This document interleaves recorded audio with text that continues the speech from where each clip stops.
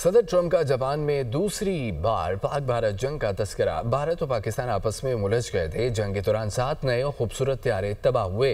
नरेंद्र मोदी पाकिस्तानी वज़ीर आज़म और field marshal से रब्ता किया।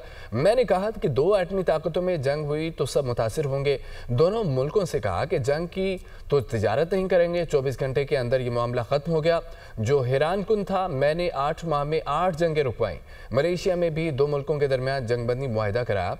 अमरीकी सदर का जापान में अमरीकी फौजी अड्डे का दौरा। जापान के लिए अमरीकी मिसाइलों की पहली खेप की मंजूरी दे दी और फौजियों से खिताब में कहा है कि अमरीका और जापान के ताल्लुकात इलाकाई अमन और सलामती के लिए अहम है।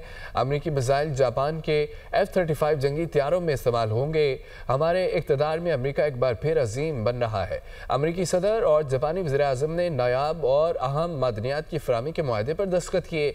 जापान की पहली खातून वज़ीर आज़म भी ट्रंप की अमन कोशिशों की मुआतरफ निकली।